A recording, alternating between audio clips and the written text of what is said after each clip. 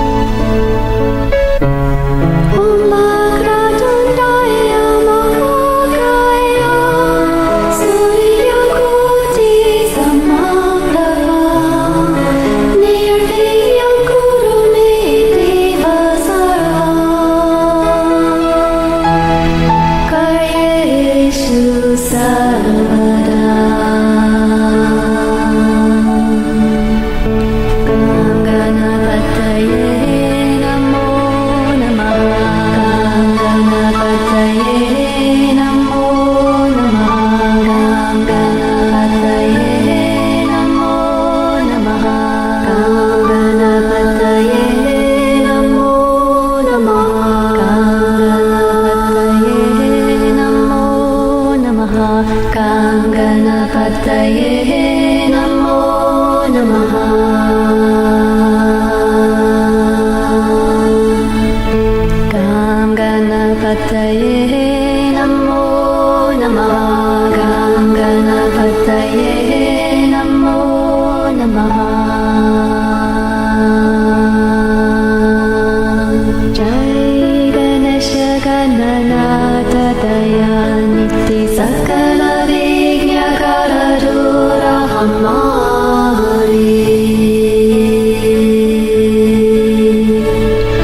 Jai Ganesha Gananata Dayaniti Sakala Vignakara Dura Hamari.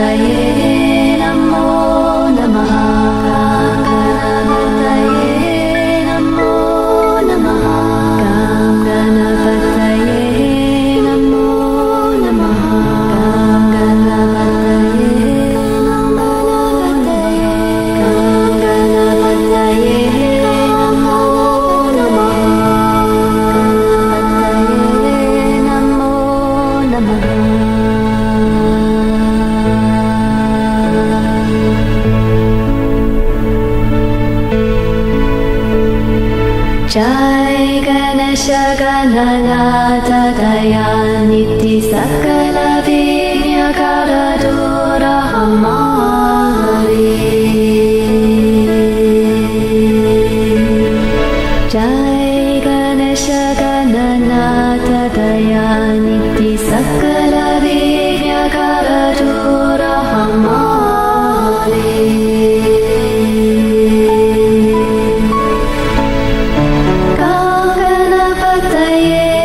Namo Namaha.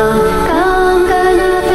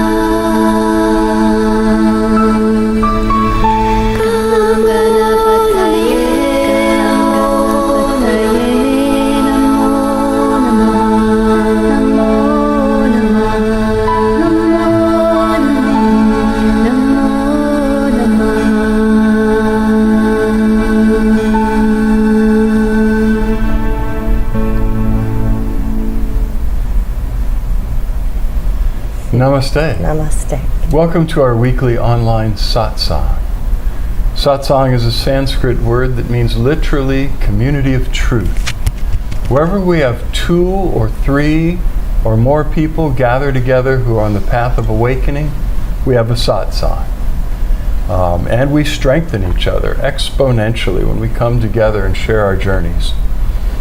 The Flowering Heart Satsang isn't a membership kind of thing. We come from different spiritual backgrounds, different teachings and teachers from all over the world.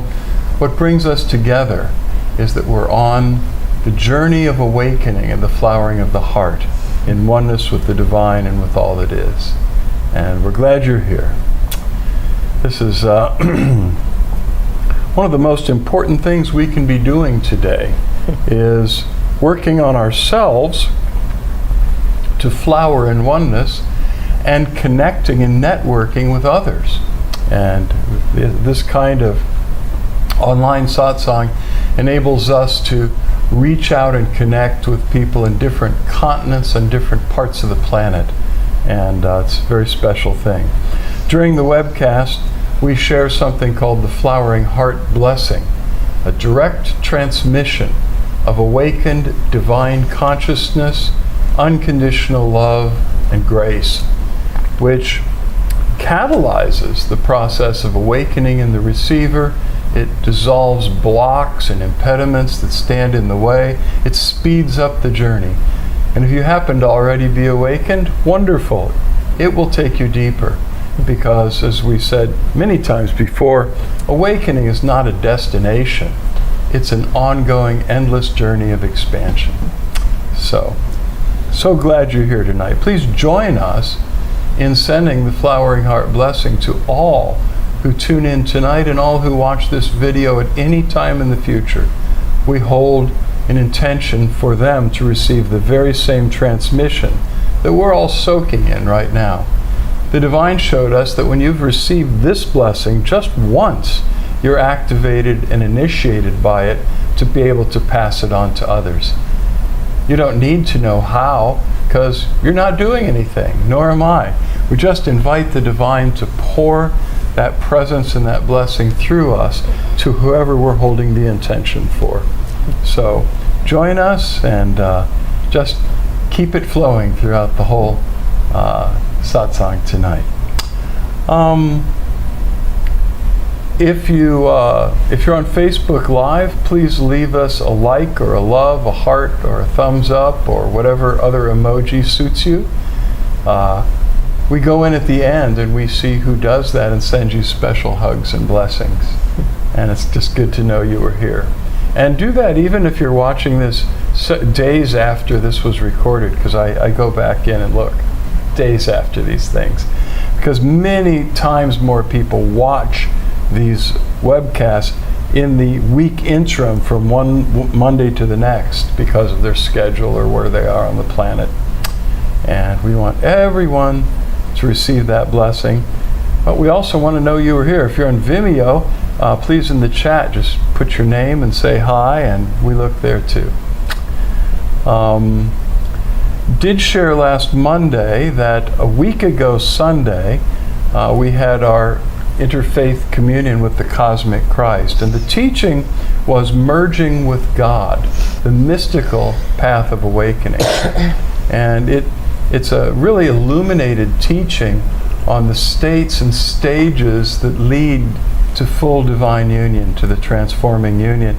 And I think it's worth watching the whole video. Facebook only streamed the first 47 minutes, and then for some reason it's just cut off. I have uploaded to my profile page on Facebook the whole video. You can watch it at Vimeo. It's on LinkedIn, it's on YouTube. I don't know what happened with Facebook, but it was a very special teaching, and I think you would benefit from that insight into stages of awakening into divine union.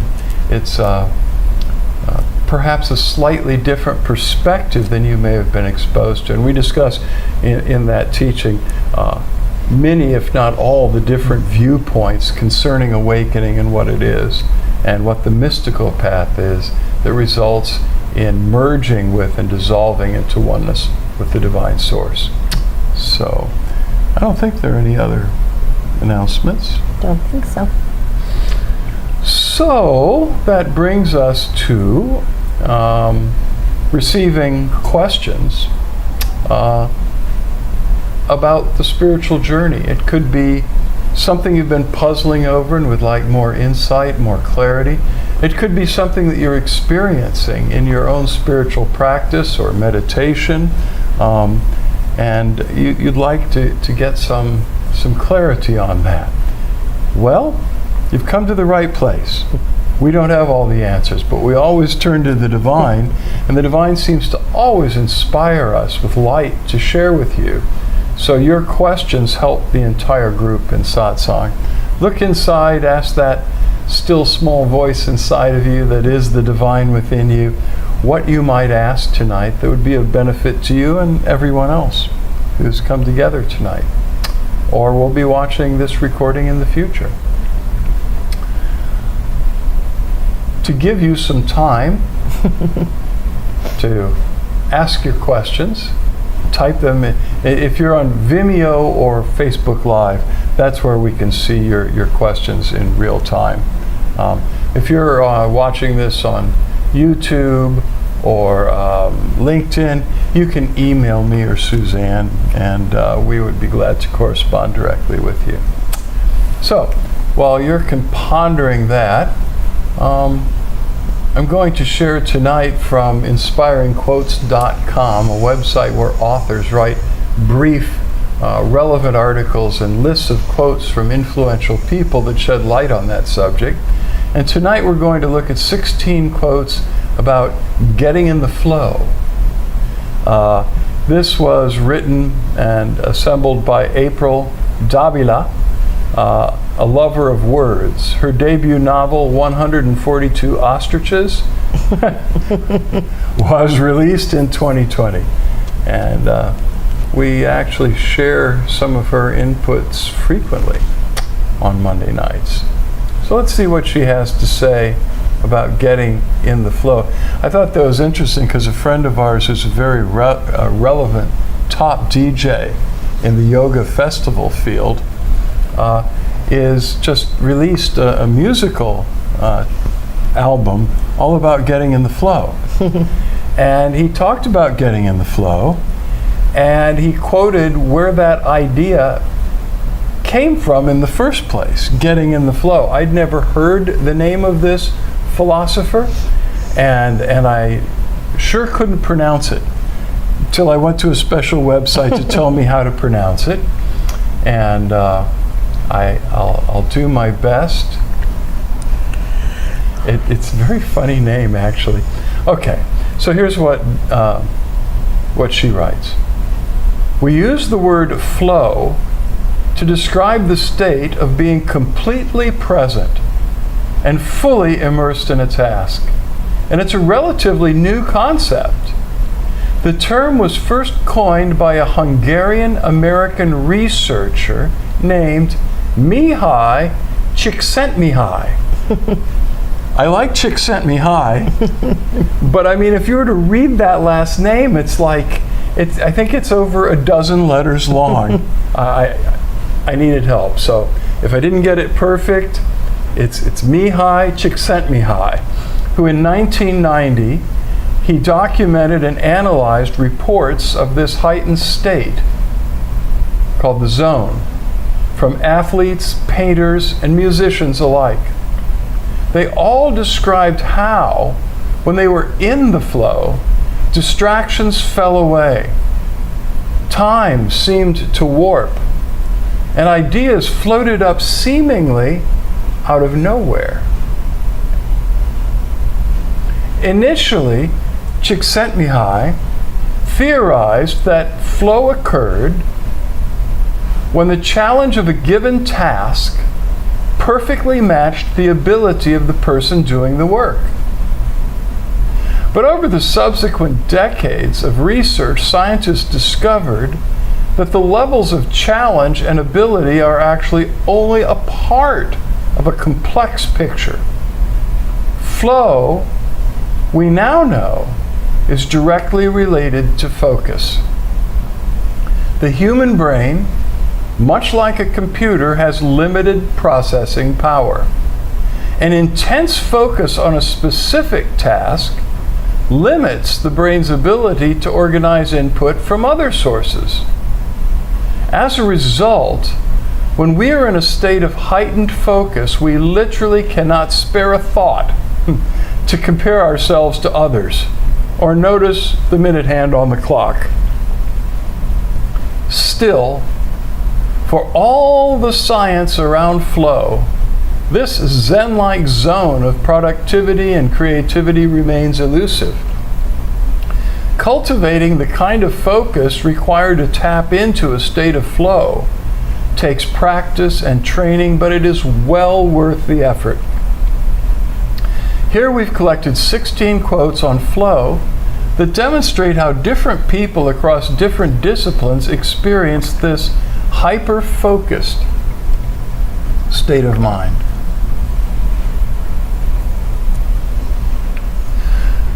When I step onto the court, I don't have time to think about anything. If I have a problem off the court, I find that after I play, my mind is clearer and I can come up with a better solution. It's like therapy. It relaxes me and allows me to solve problems. Michael Jordan. Flow can only truly be achieved when we are willing to let go of the outcome and just play. Sandra Taylor Hedges, visual artist. Somewhere behind the athlete you've become and the hours of practice and the coaches who have pushed you is a little girl who fell in love with the game and never looked back. Play for her. Mia Hamm. The greatest athletes are the ones who, quote, make it look easy, unquote. The athletes and others in peak performance states are not wanting to perform well, but are engaged in the flow of doing. Michael Hutchison, professor of economics. You know when you're out of the zone because you're thinking and making decisions. Let me read that again. You know when you're out of the zone because you're thinking and making decisions. David Leffel, painter. Being in the flow is definitely worth striving for. I know when I'm there, I'm tapped into something that is far beyond my ability. Alita Pippin, abstract artist. A big part of my creative process, as well as life itself, has been learning to let go. Trusting in the creative flow, I have gradually learned to paint from the inside out. Leslie Tejada, painter. Flow with whatever may happen and let your mind be free. Stay centered by accepting whatever you are doing. This is the ultimate. Chuang Tzu, Taoist philosopher. There is an ecstasy that marks the summit of life and beyond which life cannot rise. And such is the paradox of living. This ecstasy comes when one is most alive, and it comes as a complete forgetfulness that one is alive. Jack London.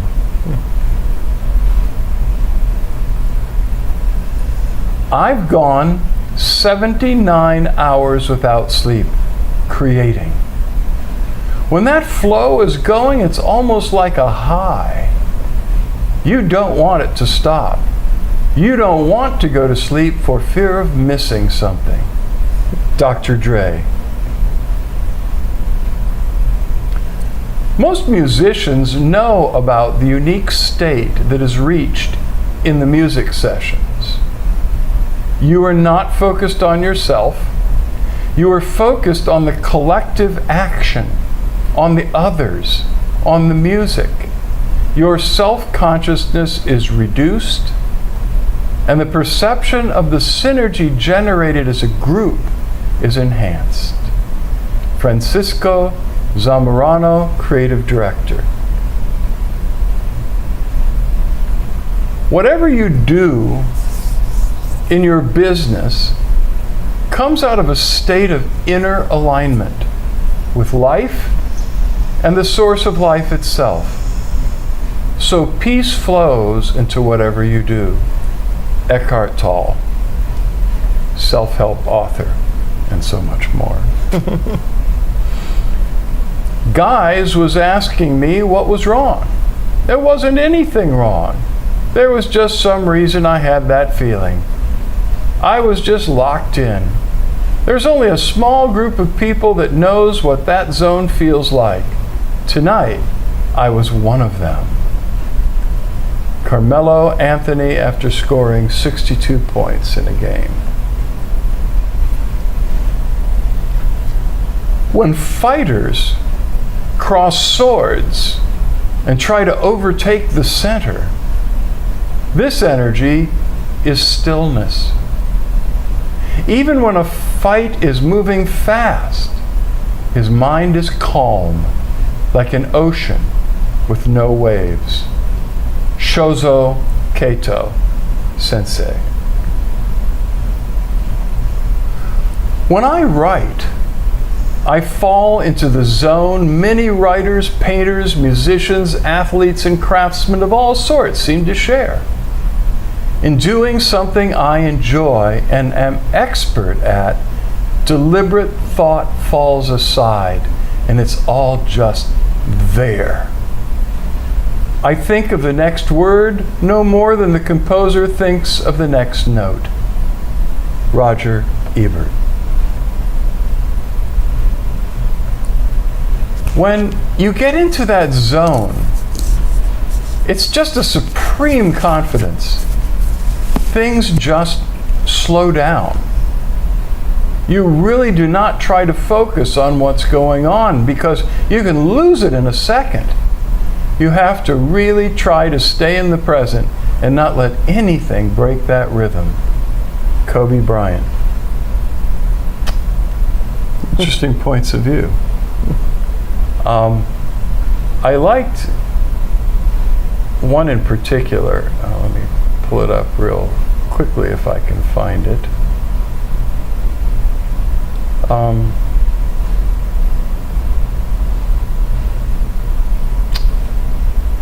Yeah, this one.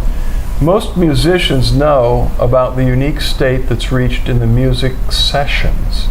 You're not focused on yourself, you're focused on the collective action on the others on the music. Your self-consciousness is reduced and the perception of the synergy generated as a group is enhanced.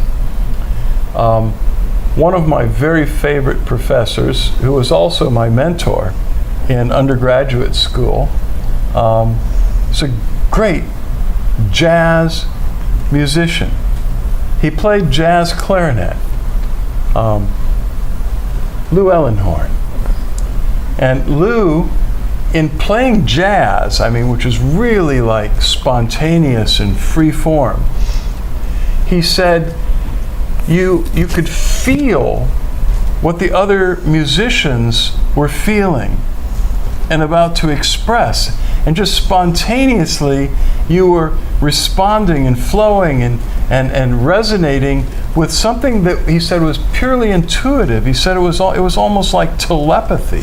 The state, the zone they would get in feeling each other's state and feeling each other's music even before it fully came out. And that so fascinated him that he became a psychologist specializing in small group processes. And he loved Gestalt psychology, which was birthed by Fritz Perls. But in these small group processes that we did with him, he would take groups not through musical instruments, through all kinds of things, breathing and movement, into that zone that he had learned about playing jazz, where we could feel, it was almost like in these small group processes, we were all becoming sort of almost telepathic with each other. Very beautiful thing. And this quote really reminded me of that. Thank you, Lou. He passed on a number of years ago. Hopefully you're watching and taking a nod. Wonderful, amazing teacher. It's amazing how many of those quotes were from athletes, musicians, artists, you know. It's, couple writers. yeah, right. There is that zone, and I think it's more acutely paid attention to when you are in a creative process, even if it's in a business venture where you're trying to solve a problem or direct your company, or there's definitely a zone you get into. I get into that zone when I'm preparing teachings, when I'm preparing sermons, but teachings and processes, and I have never found myself in that state when thinking about writing a book.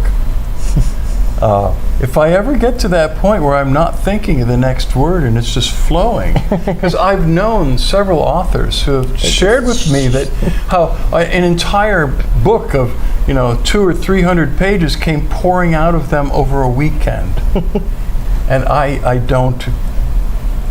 haven't. But I feel that way when I'm working with spiritual words and teachings. I can just stay immersed in it, just for hours and hours and days on end. And I love that process. Okay, let's see what we got here.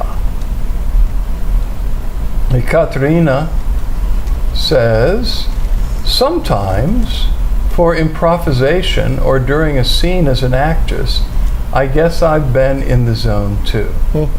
Of course you have. In fact, I imagine for a real actor, actress, Right. that's probably normal. I mean, you're especially a character actor where you're actually stepping into being that character Right. for the role. Definitely have to let go of yourself to Yeah. play out some other character. So Michael Christopher writes, how do you get in the flow? Is that a generalized, how do you get in the flow? Or how do I get in the flow?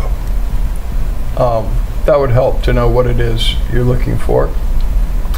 I find I'm in the flow when I'm engaged in something that I'm really excited about, and it's usually a creative process. The last few years for me has been cooking, and loosely following recipes and just being inspired and reaching for the next spice jar or a different ingredient that I hadn't used before, and I'm just in the flow while I'm cooking.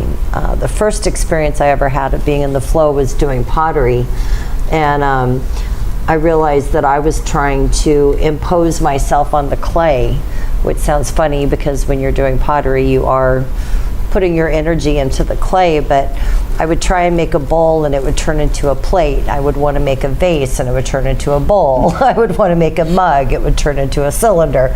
And I fought it, and I realized that I was trying to control a creative process that the clay needed to tell me what it wanted to be. So when I stopped and listened and didn't have an agenda for creating something and just started listening to what the clay wanted to be, I could just throw one thing after another, like in 30 seconds or a minute. I mean, it was crazy how much it opened up the door to just doing things freely.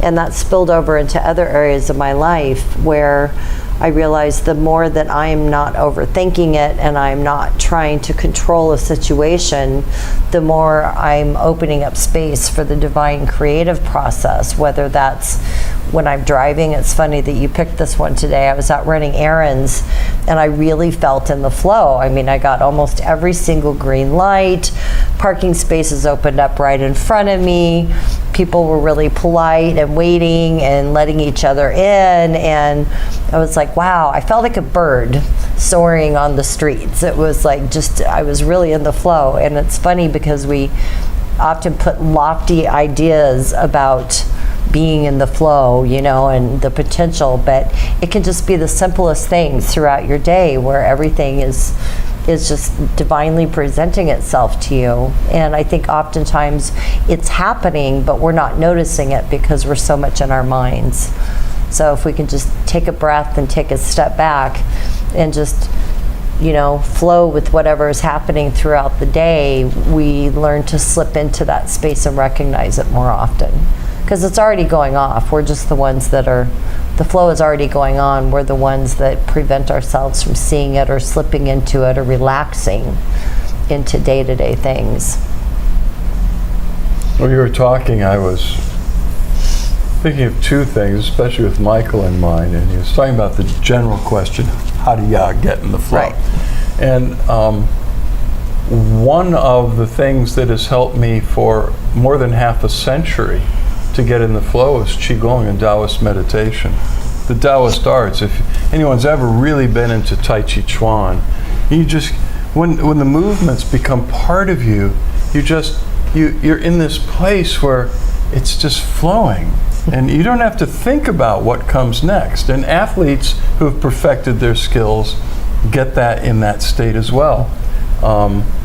So Taoist meditation, particularly with an adjunct of Qigong and the moving arts, taught me how to get in the flow so many years ago when I was so much in my mind. But at that time I was living in Southern California. It was in the early 1970s, and people still used to drive bumper to bumper at 90 miles an hour on the California freeways, which freaked me out. And that's too fast, and that was over the speed limit, but everybody did it. And some of these interstates and highways going through LA were like 6 lanes across, and people are like right next to each other, bumper to bumper, going 90.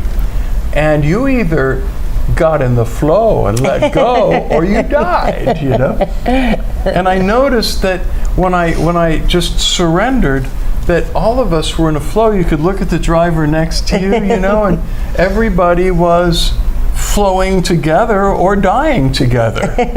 Now, I'm glad that's not a place you can learn it anymore. It was also before texting. Yeah, it was before a lot of distractions. Right. But I was so amazed that here are these people on all sides of me that I had like nothing in common with, except we were all driving at 90 miles an hour bumper to bumper. And there was something that was just like a pure dance. Meditative flow. Just a beautiful thing. It's like anytime you get into a vehicle in India, you have to just relax and be in the flow. But what I want to say is that Suzanne pointed to having a passion about something, feeling that passion. When I think it's two things. I think it's when you are pursuing something that you feel passionate about, and it's being blessed by divine presence. And that's sort of the ingredient. There's a 3-step growth formula we learned in India. Number 1, have a strong passion. It's not just a simple desire. Or these great artists, these great musicians, these great writers, these great cooks, they feel passionate about the thing. And you have thousands of desires go through your mind a day, but there are a few things you might discover that you feel passionate about. Okay, so passion plus consistent right effort, developing that skill, that flow in your life, plus, and here's the third thing, grace. Doesn't matter how much passion you have and how much energy you put into cultivating it, if it's not being graced by the blessing of divine will, I don't think much comes of it. But when those 3 things are there, passion, consistent right effort, and divine blessing, then you'll find yourself progressively slipping into the flow. And it's lovely. Yeah, Katerina writes, now I have to travel in a motorcycle, a new service from Uber, in order to avoid the traffic of Mexico City, and because it's cheaper. So I flow, but pray for me, please. I take them every day to work. And that's, Suzanne was just talking about India. India, it's supposed to be 2 or 3 lanes, and there's like 6 cars in those lanes. And then you'll see a little scooter coming by with a father with 2 young boys in front of him, and his wife sitting side saddle with an infant in her lap on just a little scooter. It's like the family van. It's a families of 5. And it's just like weaving between rickshaws and big diesel trucks. And they're driving inches away from these big diesel trucks. Yeah. And they just flow. First time you go there, it's kind of shocking. It's like, and then wait for it. There'll be a couple of cows crossing the road, and 12 lanes of traffic will just come to a standstill and wait until the cow gets across the road. I've been in a lot of places where there's a lot of traffic. There are 2 places where it is worth every penny to pay someone else to drive you. One is India, the whole place. And number 2 is Mexico City, Ciudad de Mexico. Oh my God. No, I know exactly what you mean. Yeah. And I decided 50 years ago I would never drive in Mexico City. Nope. It was about 25 years ago. I drove from Oregon to Mazatlan and stayed there with my family for a month, and had 3 near fatal head-on collision incidences that came out gracefully, but I decided I wasn't going to drive in Mexico anymore, and that wasn't even Mexico City. So we will hold you in prayer, but we know and have faith that there's so much grace surrounding you that you're going to be just fine. Absolutely. And that was the question. Pray for me, because I'm in this traffic. We definitely will, and we understand. Yeah, and we do. You have way too much light to shine and work to do in this life. And you know, the more relaxed you are when you're on the motorcycle, the less chances you're going to have, because there will be grace. There won't be that fear attracting something. And so just let go and surrender to the divine presence and enjoy the ride as you whiz past all the cars that are at a standstill. Yeah, don't get stiff. Stay loose. Yes, stay loose. Fun subject, actually. Yeah. Any other questions before we sail on? There's still time. The flow. The flow. Yeah, I couldn't believe it when our friend, the DJ, wrote that guy's name down. Mihai Csikszentmihalyi. Like, what? Okay.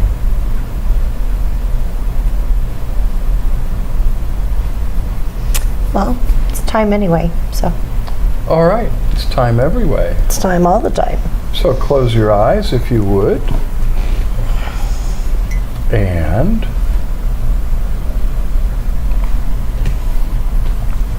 invoke the present.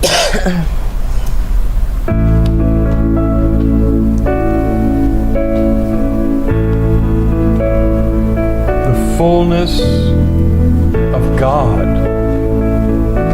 The fullness of the Godhead itself dwells in you, and you dwell in it. It defies comprehension, but it's true. The fullness of the Godhead dwells in Suzanne and in me and in you at the same time, because Spirit is everywhere simultaneously. And this presence is pure, unconditional love. It loves you exactly as you are. It knows every mistake you've ever made, every mistake you might be making now, and any mistake you might ever make in the future. And it doesn't change that unconditional love one bit. This presence yearns to free you from suffering, to to enlighten your spirit with the light of God and shine through every level of your being, spirit, soul, and body with divine light, to dissolve negative thinking and programming and replace it with divine inspiration, to flood your body with life, to dissolve dis-ease and physical pain, to bring you healing, to shine out into your relationships and make them whole, to shine through your life in the world, to make you a lighthouse, divine light and life and inspiration. Just receive the blessing that is pouring out of your flowering heart, flooding your being on every level. Right now, all you need to do is receive it and drink it in. Soak it up. Breathe it in. And keep receiving. There's more and more and more. There's no end to the grace and the love and the light that is pouring out to you right now.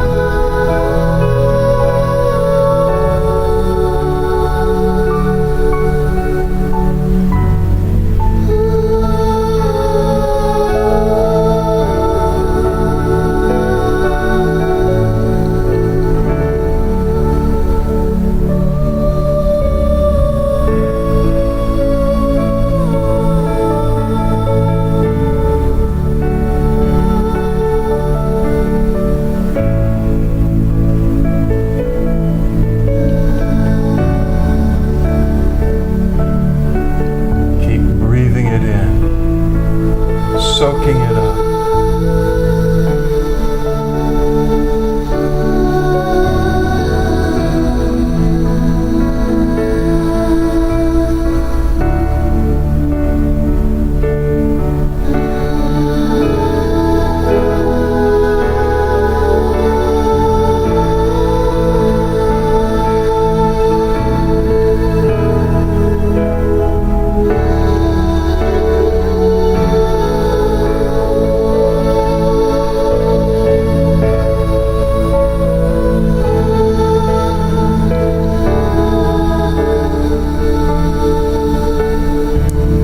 Whatever burden you're carrying, release it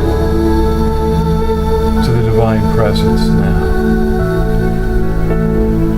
Feel the presence lifting that burden from you and taking it for you. And let it go.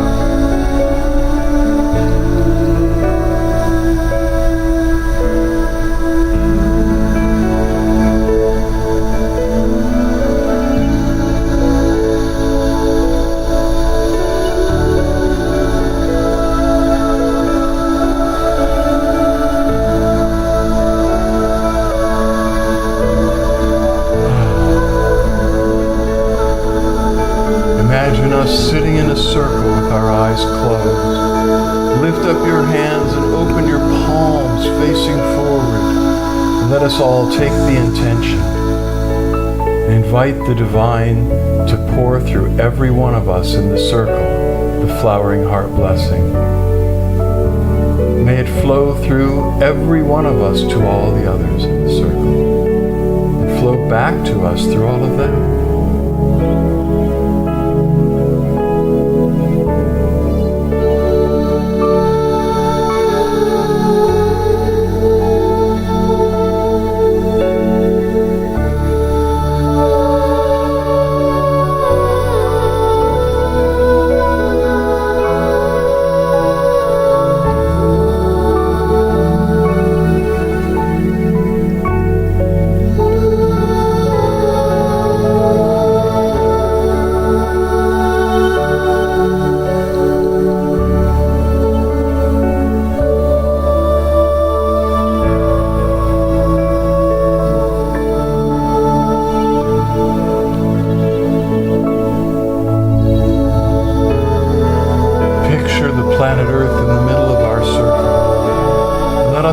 invite the divine to pour through us, to pour out on the planet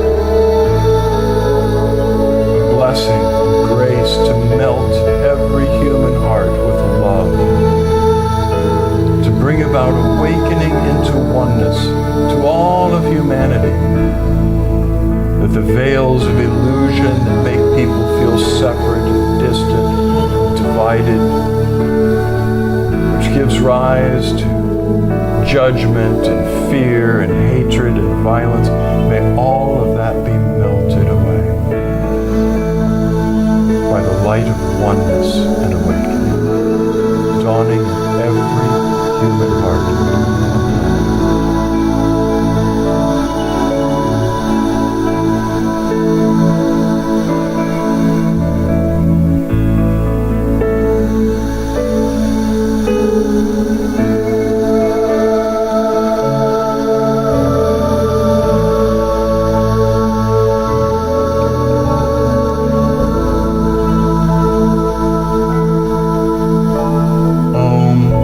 Shanti, Shanti, Shanti.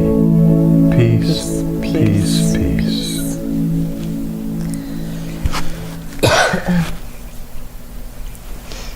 Now, you can relax your hands somewhere in your lap and open your eyes and begin to make direct eye contact with Suzanne and or me.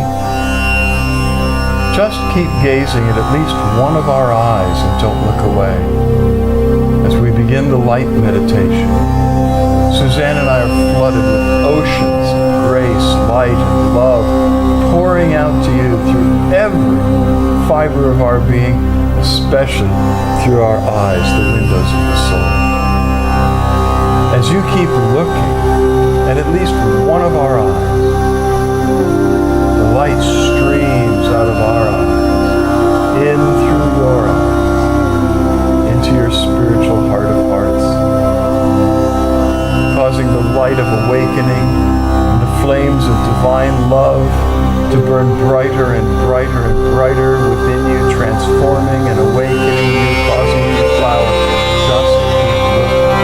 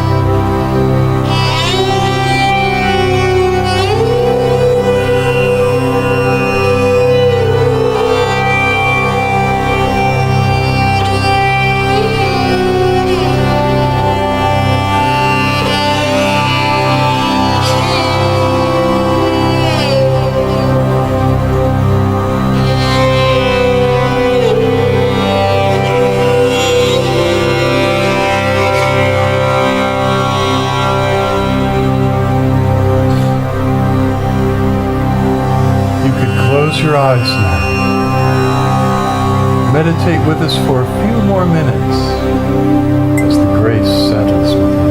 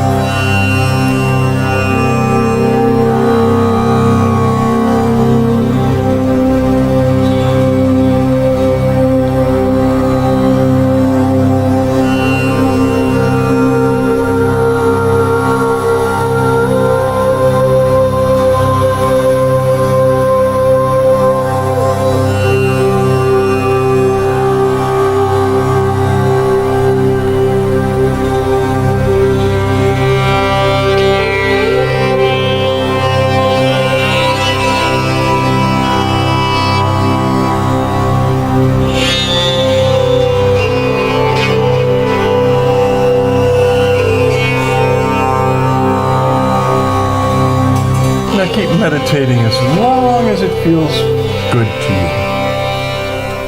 Or you could lie down in Shavasana. That's a lovely and easy yoga pose. You just find a comfortable place and lie down on your back. Close your eyes. Let your arms be loosely at your sides with your palms open, turned upward. And just dissolve in gratitude in the presence. We love you so much. Much love, light, and blessings. Until we meet again, please know that the divine in us beholds the divine in you, and we bow to you. Namaste. Namaste.